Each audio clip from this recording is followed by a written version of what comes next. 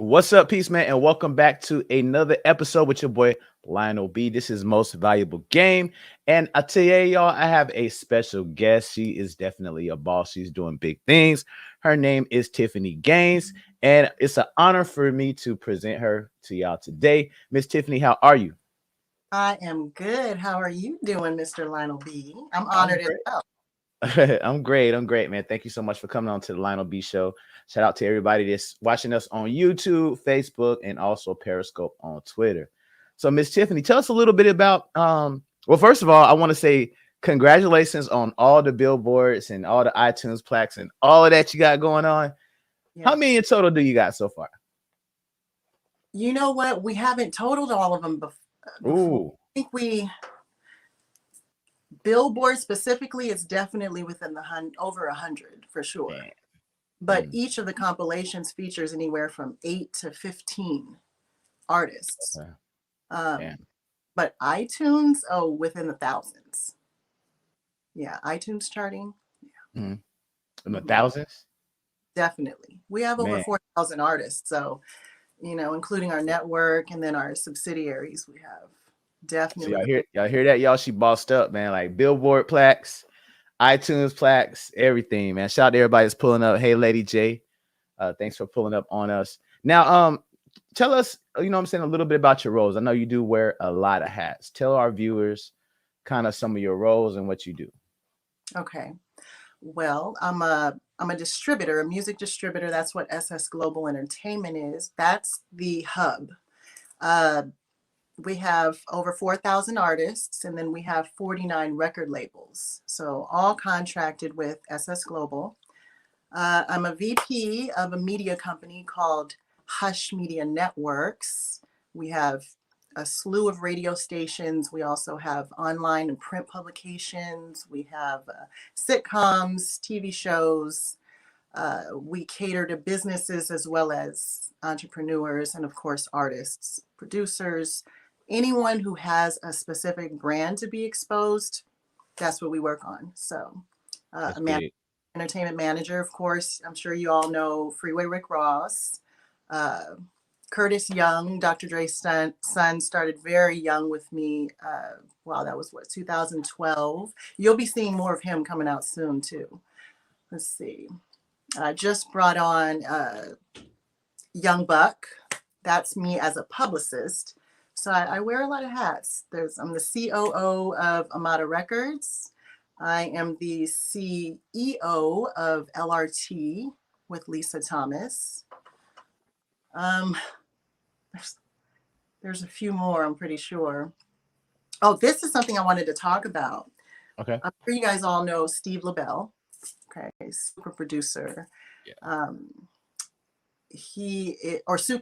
Super manager. Let me get it correct. He has been responsible for a lot of careers in hip hop. And we just connected with the founder of We Working University. So I'm Mhm. excited to talk about that with you as well Okay.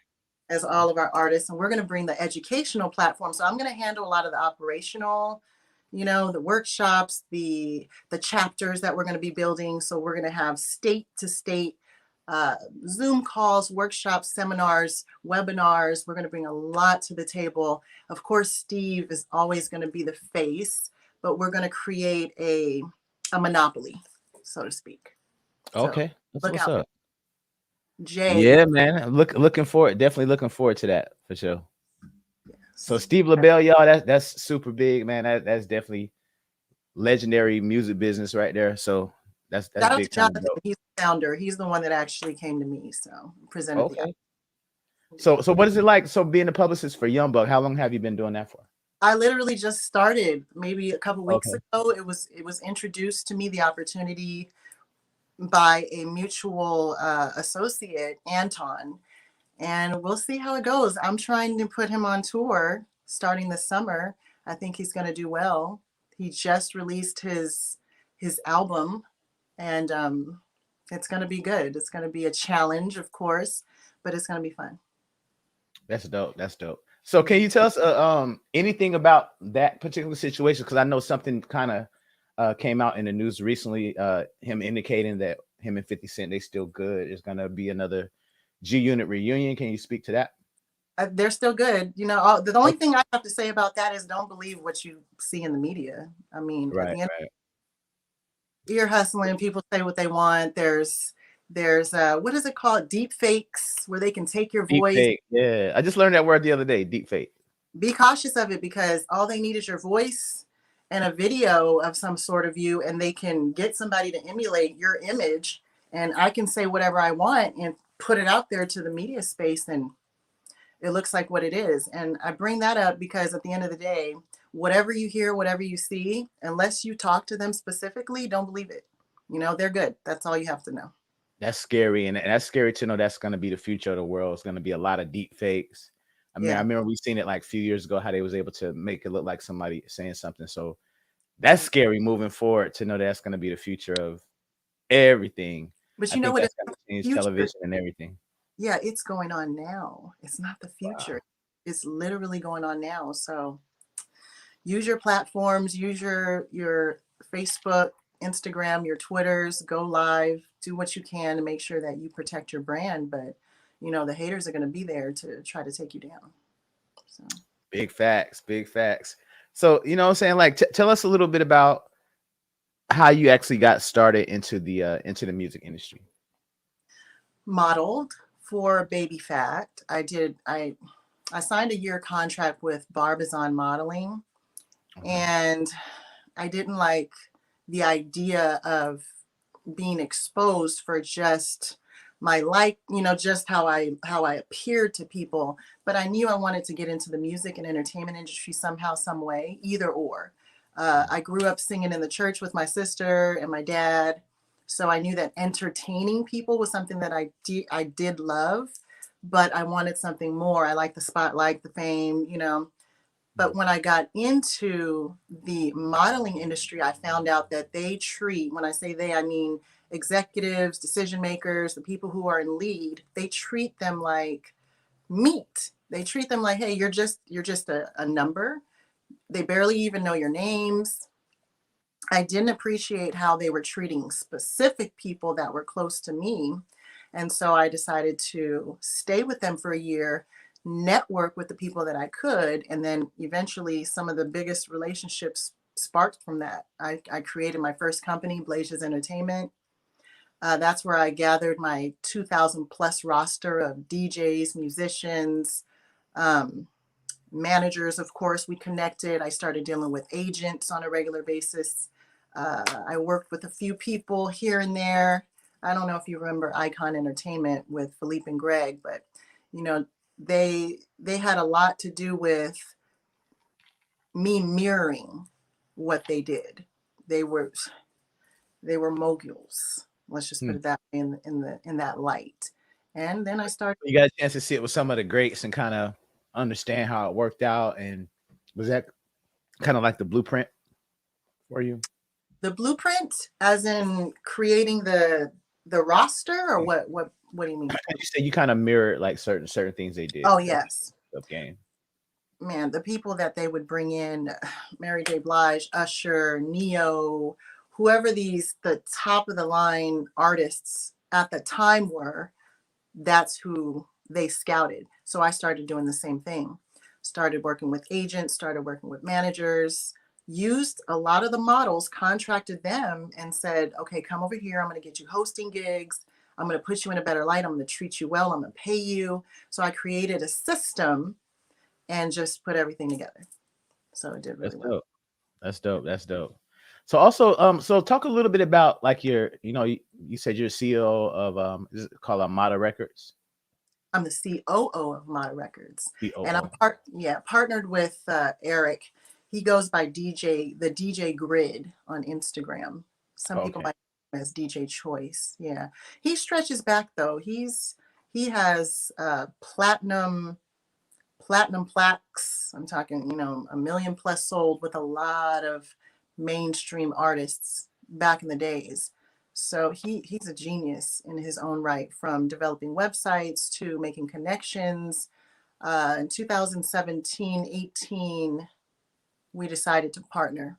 because I started noticing the attention that he was getting Hmm. with the charting and the potential that I could see there.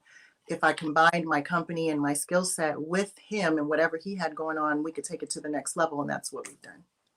It makes sense. Like, yeah, that's definitely a power move. And now Yeah, look at you doing your thing. Over 4,000 artists, right. thousands of plaques. That's amazing. That's definitely amazing. Yes, indeed. So let's talk about like the actual distribution that you do and all that. You're going against TuneCore, you're going against CD Baby, you're going against DistroKid.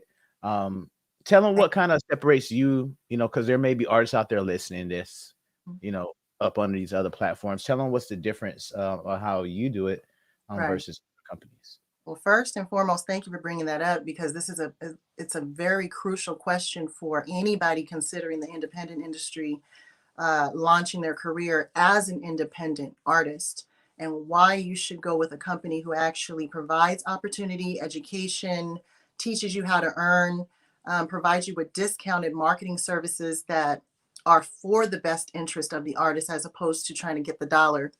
TuneCore and CD Baby and DistroKid and all these service fee distributors, these companies only make money off of the service itself. So they ask you to pay for an upfront fee. Let's say it's for a single, for an EP, for an album. Once you pay this fee, usually it comes with an annual fee that to keep the project on the shelf. And then each project that you push out, you have to push out more money. So it's the annual fees that get you, it's the service fees that get you. And the further along you get in your career, obviously you don't want to stop with pushing music. You're going to find yourself paying more essentially versus dealing with a company who has one membership fee. So the service fee distributors actually end up paying you after all fees are taken from your statements. Like you're viewing everything and you're seeing, okay, what exactly did I earn? Roughly around 40 to 42%. And the reason being is the service fee distributors tell you, we don't want any of your royalties. You can take all of your royalties, just pay us this fee up front. Now, what they're not telling you is the retailers are off top going to take 28 to 30%. Then, of course, if you make over $600, which most independent artists don't in a year, then you're going to be sent what's called a 1099, which means you have to pay your taxes. That's another, depending on where you live, 28 to 30% that you're going to have to save and give to Uncle Sam. So when you look at the breakdown, not only are you paying for the service fees, the annual fees, but you're also being deducted from the retailers, and then you're also being deducted from taxes. With us, we do a straight 70-30. We teach you how to earn. You're guaranteed to earn monthly. We provide you with the cheapest servicing. So once you sign this membership with us, you get everything nearly at cost. So what you would get through a bigger entity or a major label, um, you know, it's all about relationships. Let's just put it that way. Gotcha. Independent artists are being taken advantage of. So that's why you come to us, you get all the above, right? For one fee. You don't Right. pay anything after that. It's set for life, right? So it's a lifetime fee. Who wouldn't go with us? I'm telling So y'all, she the plug, y'all. I'm signed with her as well. So she's yes, definitely the plug, man. thank you. Y'all take listen. Big congratulations to you. I'm excited to have you on the roster, to be honest. I'm looking forward to what you bring to the table and getting you plaques, of course. Come on. Thank you, thank you. Yeah, my ball. I got y'all see the wall here. I got the YouTube plaque. I'm trying to put some more plaques back there. So Right. it would be dope to have the music ones as well. Indeed. So let's talk a little bit about this. I know in previous conversations we had, um, like you said, a lot of artists get taken advantage of and all of that. And you did mention working with Nipsey Hussle at some point. Tell us a little Mhm. bit about Well, with Nipsey, oh my goodness, I've known him for years. He was very young when I first met him. Uh, we were more of an educational conversation, a deep thought. Every time I see you, I'm going to be on the phone with you for 2 to 3 hours, and we're just simply going to talk about game. Um, he was a baby that. starting out, making bad decisions.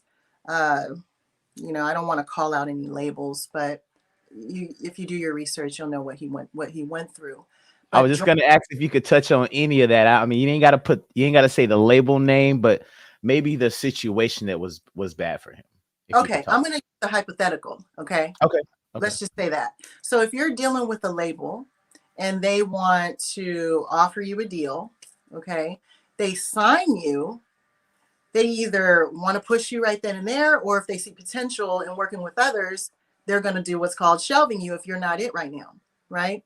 So when you're signed to a big machine, you're happy. You're like, okay, we're going to start seeing a bunch of noise. You start advertising the logos. You start really pushing. You actually become a cheerleader for the big major machine. And then all of a sudden you're like, hey, so when are we going to do something regarding my album or regarding my singles? Next month. Oh, okay. So next month, next month comes, nothing happens. Another few months go by. Pretty soon you're shelved. What are Mm, you doing?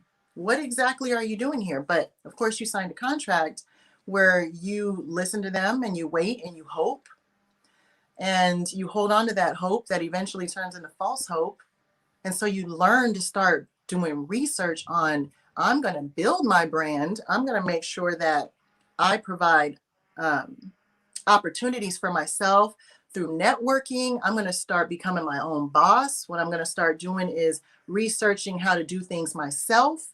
I'm going to set up my own tours. I'm going to go ahead and create a platform of opportunity for not only me, but people around me. I'm going to start earning consistently. And then once I have 6 months to, let's say, 6 to 9 months of statements that I can provide to a major label, or its subsidiary, okay, because obviously there's only 3 standing major labels left, but the big machines, I'm going to now go to them and pitch the idea of, you want a collaboration instead, because I don't need you to sign me. So the second time around, because you've built your platform into something successful and it runs on its own, now a major situation is going to go, I want to partner with you, which is called a JV. A joint venture is where success comes in. Now there's potential because the machine sees that, okay, so you don't even need my money. You don't even, okay, so you just need my relationships and my brand.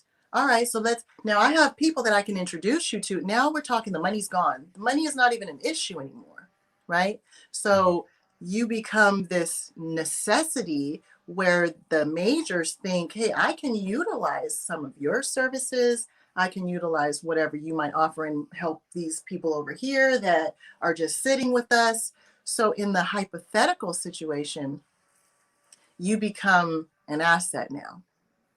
Okay. Fast forward to Nipsey. That was Nipsey's story. He became an asset. I remember booking Nipsey for shows, and I remember the words that I left with. These were the last words that I said to him on the show that I booked him for. Okay, because he was doing his own shows. I wonder if I should say this total. Let's just say it was a total that I booked him for, okay, because I don't want to demean in any way his brand. I booked him for this fee, and I told him, this fee right here isn't you. I hope you don't think that this is what you're worth. I would pay 3 times, 5 times more for this. And he was like, I know. And I promise you, that night, from that moment on, he shot up. He shot up to the top, and he became 30,000. Well, no, it was 15,000. Then he went on tour. He did like a 20 city tour. Then he became like around, I think his tour is like 40 grand to hop on it. He did so well. Then he got into the cannabis industry and he became an entrepreneur. And this is what we talked about often. Being an entrepreneur, you got to find more ways to create value within yourself before you start seeing true progress. So dip into this industry. If you see a wave, dip into that industry. Like right now, NFTs is the big whoa. Dip into it. Start doing research. So yeah, Nipsey was my heart. Him and a few others, within that same space. I'm the co-manager of Pac-Man the Gunman. And the reason why I decided to work with Jay Gonzalez, which is his manager, is because I know that if Nipsey was still here, he wouldn't have wanted it to just stop. And I'm so proud of Pac-Man because he's doing so much and he's keeping the legacy alive, especially with All Money In. You know, of course, Jay Stone and whatnot, but Pac-Man, he's my heart, you know, so, as well. And That's that's dope. just one of the things that I continue doing. There's so many other elements that involve Nipsey that I still take within my conversations, within my decision making. He was before his time. Wow. So I don't want to take it to a dark place, but kind of tell the viewers a little bit about, you know, how the news of his death actually affected you. I mean, with you Mm, having you know, a personal business relationship, or you know, just like you right. said, you guys talking on the phone for hours about, you know, cool stuff and stuff that Yeah. meant something to y'all. Like, what was that like? Well, you ever heard somebody say, "Hey, you know, such and such passed," and Yeah, then you feel like, "Oh man," then it has to set in. Then you right. got to think about it. Then later you might cry. Yeah, I was sitting in my room or living room, one of the two, and my other half had told me, "You know, your boy had just passed." And I had seen some stuff on the internet and I didn't believe it because remember, I just got through telling you, don't believe what the media is saying. It could just be a hoax. right. But it was Sugar Free's manager, Ted, who's a really, really good friend of mine. We stretch back as well. He texted me and he said, you know, Nip is passed away. And when he said that, immediately tears fell. It hit so strong, like I had lost a brother. Right. That was hard. So that's why I'm saying, you know how sometimes it's got to set in, you got to think about it, like then you got to start thinking about the memories. Like it wasn't that way with Nip. Nip affected people. I don't care who you were. If you ever met him, you're gonna say, yeah, he's different. Mm, He's the one that's gonna send you, set you up with the next thought, the next vision, the next book to pick up. He wasn't your typical street. Don't get me wrong though. He was a part of the streets, but right. his mind was something different.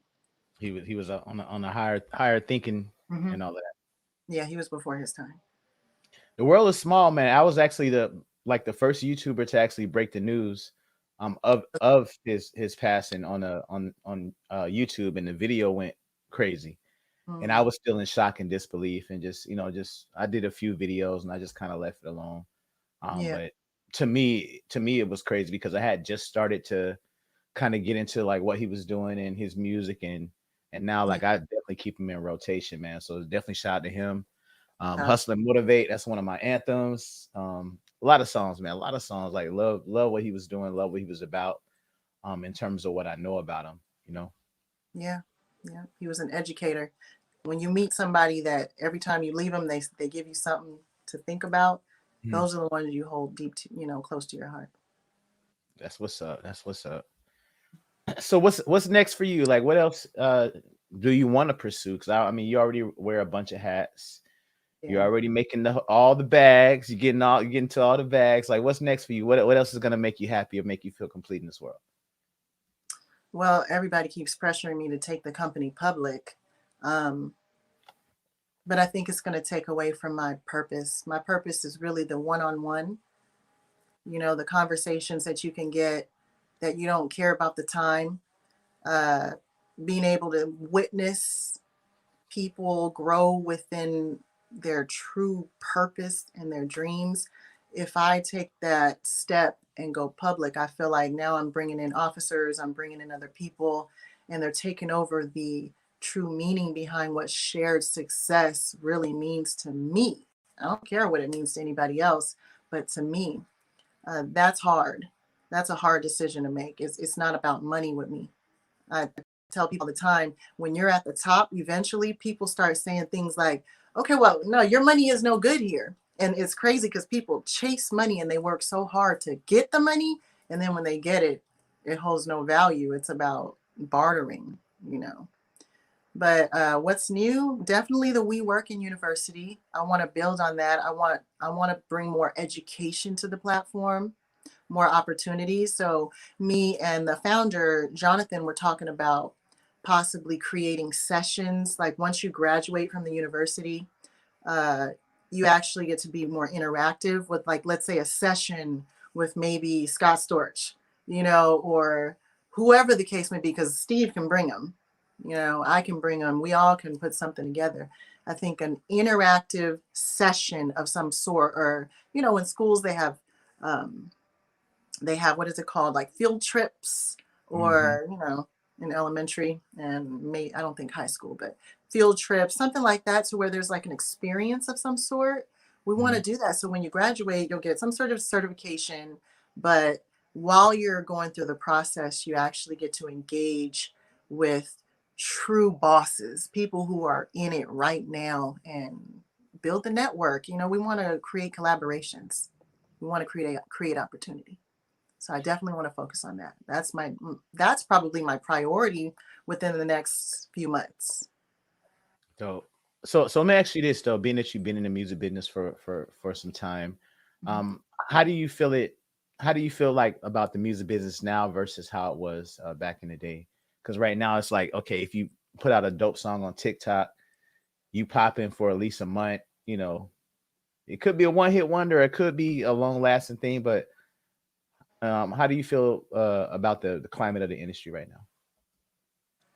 Okay, I would say the last interview I had, I said it was anyone's game. That part is true, but you touched it. The one hit wonders is because people aren't prepared.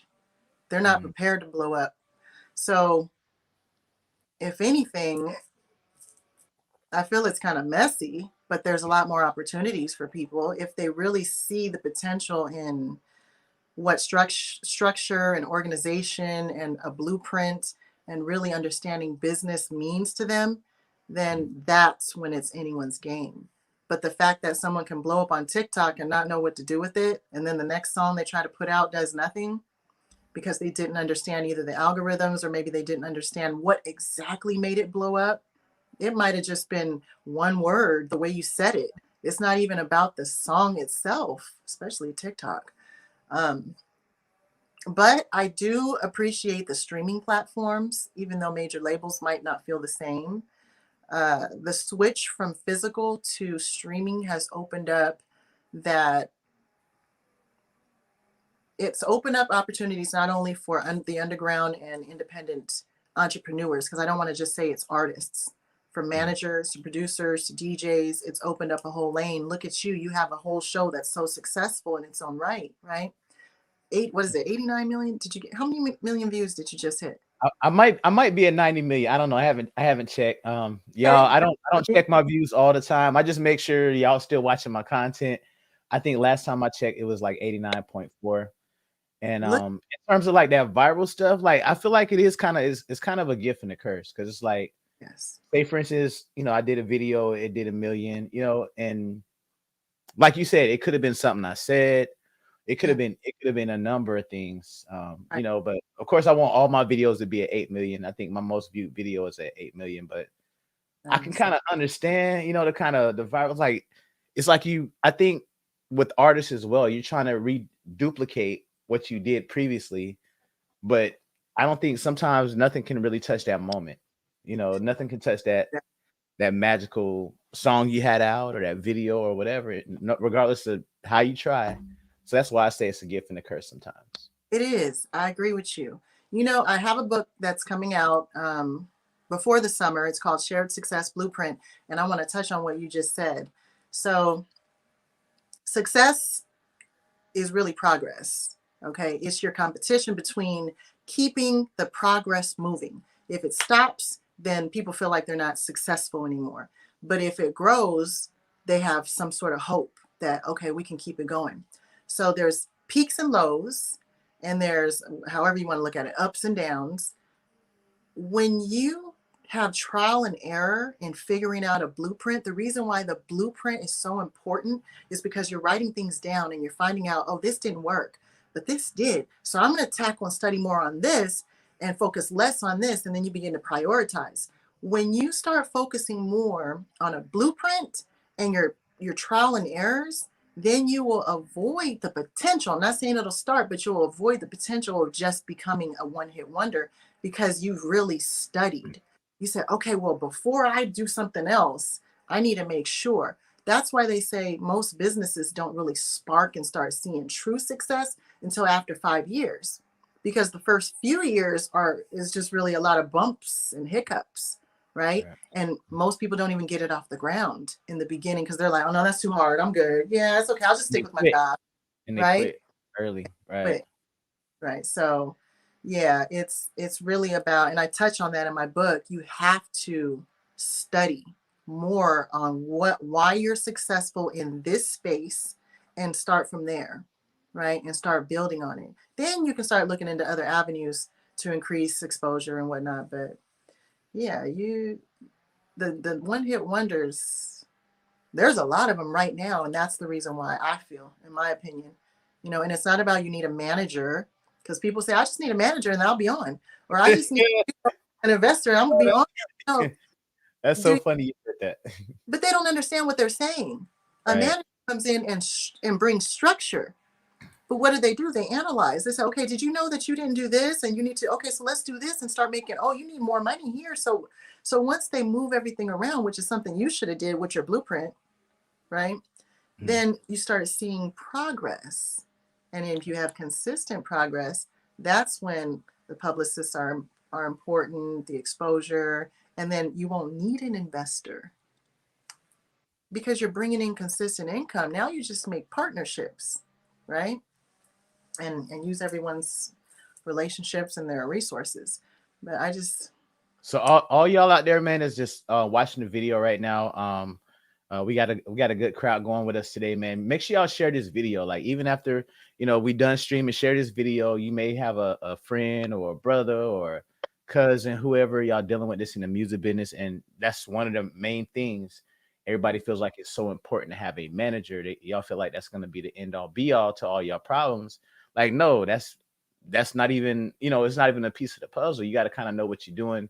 You got to already be on your grind, and also you have to have something to manage. You can't just come step on. to a manager like manage me. You got to have something to manage. What am I If meant? you're not putting in the work, how are they going to change your life for you? Exactly. Exactly. It has nothing to do with manager, you know. Right.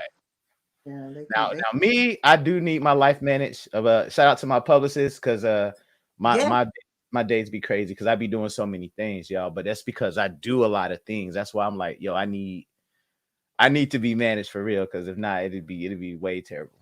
Not even exactly.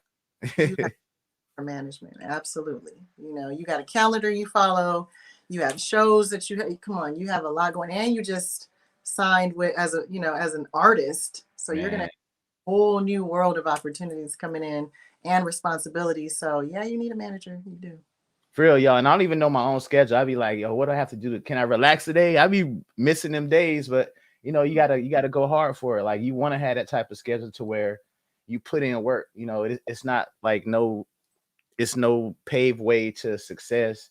It's a grind. Like it's a big time grind to get anywhere you're trying to be. That's right. A consistent Anyway. grind. Oh Yes, sir. yeah. Oh yeah. No days off. If you No do days. take a day off, you better work twice as hard when you come back. You know what I'm Yep. saying? Like I definitely feel like that. So Tiffany, anything you want to leave your viewers with? Because I know we could probably make this interview about 7 hours because Yeah. we passionate about our business and what we do. Anything you would like to leave the viewers with? Aspiring artists, aspiring entrepreneurs, aspiring female entrepreneurs that want to achieve your level of success. What would you want to leave them with? Man, just reiterate what I just said, which is make sure that you understand you're going to have to put in consistent work. It's not about just being connected to the right people. You still got to work for it. I mean, at the end of the day, I think that's the best advice I can give. People quit too fast. They want Oh everything, man, you know. they do, they do. I remember. I mean, if some of y'all are familiar with Clubhouse, matter of fact, Tiffany got to follow me back on Clubhouse. I followed you on there. I found you Okay, on there. we'll It do. popped up on my feed. I'm like, oh, Tiffany's on here. But I'll be doing more there as well. okay. I'll put you. Yeah, so yeah, sometimes I'll pop in there and and people they'll see my views and my numbers or my subscribers. They'll be like, yo, can you show me how to do this and how to do that? It's like, it's simple. Like you just said, be consistent. Like there was no magical formula, when I came on YouTube to be like, okay, I figured out the blueprint, how to go viral. No, it wasn't. It was me being like super consistent. It was me Yeah, posting all the time, but quality content, not just let me just throw up a video and I that's hope it does something. It's just being smart. So there's no magical blueprint. Now, in terms of music, I mean, that's way different. But in terms of like YouTube success and all of that, like it was just me hustling, like grinding all day, every day. yeah, And you got to start. Don't think about what other people are doing. Just do it, do it, do it, do it. You know what I'm saying? If it don't work, then okay, then figure out something else to do. exactly. I So agree. let's take a question. We do have people commenting in here. Sorry, y'all, if we didn't get to all y'all questions. Somebody said, when does the book come out? Because I definitely want that book. Yes, it's going to be for sure before summer. I'm scared to say May. That's what my goal is, but Mhm. before summer for sure. Okay, that's I'm, dope. I'm That's dope. because the book is not just going to come with the book itself. It's going to come with a journal, a workbook. It's going to have some suggestions of what to do, some cards that are going to be like daily aspirations. You repeat them to yourself, so you can feel positive and enlightened. And it's going to be like packages that I'll be giving away. I'm super excited. I'm just trying to empower. I'm excited too. That sounds lit, man. I wish I had that, man. Like it sounds like an entrepreneur starter kit because Right. it's Yeah. you got to keep yourself motivated. There's, like you said, um, people start to doubt themselves, or they, certain things might shift because you want to have that, you want to maintain balance, and you're seeing other people being successful, or you're just trying to get started, or you've been successful and you want to continue to be successful. So that's dope. Those daily affirmations, y'all. I'm telling y'all, that's a real thing for real. Yeah, because it's manifestation with your words. You have to speak life into yourself and into your world. First thing that you should do in the morning is speak life and positive words to yourself so that your subconscious can work for you, right? You could be in the right mindset. So yeah. Before summer. That's the answer to the question though. That's real, y'all. And Lionel B's definitely on the manifestation tip. That's what worked for me. I was always being positive, no matter what the situation was. I was always being positive, and I forgot how the saying go. As you speak, therefore you am, or something like that. But Hmm. yeah, it's Okay. real. So whatever you speak out of your mouth, it becomes the truth. It becomes real. If you Man. consider yourself a failure, if you speak that you're failing in life, you're definitely gonna fail in life. I never seen somebody talk bad at themselves and blow up. Like it doesn't happen. You gotta have even the faith of a mustard seed to get to the next level, y'all. That's so So Miss Tiffany, man, thank you so much, man, for rocking out with your boy Lionel B true. Of on course. YouTube, Facebook, and Twitter. Thank you so Thank much. Can't wait to work with you. Well, we already working. Can't wait for this new project we got in the works you. right now. All right. Thank you for having me. We'll talk No soon. doubt, no doubt, y'all. And thank y'all for subscribing and viewing, man. Make sure y'all follow Tiffany. Oh, before we bounce, Tiffany, tell them how to find you on social media. Do you want Okay. to, just in case? Absolutely. I am tiffanygaines.org. That's the website. You can book a session with me anytime you want. I am Tiffany Gaines on Instagram. It's a little difficult. T Gaines Global on Twitter and Tiffany Gaines Official on Facebook. That's dope, y'all. She is definitely the plug. So if y'all are aspiring artists or aspiring entrepreneur, make sure y'all tap in with Tiffany. She is the plug. She's one of the coolest ladies I have met. Super Okay. dope, man. Make sure y'all follow her and tap in with her. She busy, so y'all better be for real and about your business. But if you know some artists that's looking to go to that next level, she's definitely the person that y'all want to tap in with. So y'all already know what I'm about to say. Thank y'all for tuning in, man. Don't forget to like, comment, and subscribe on the videos. Share these videos, and I'm gonna peep y'all on the next one. Holla.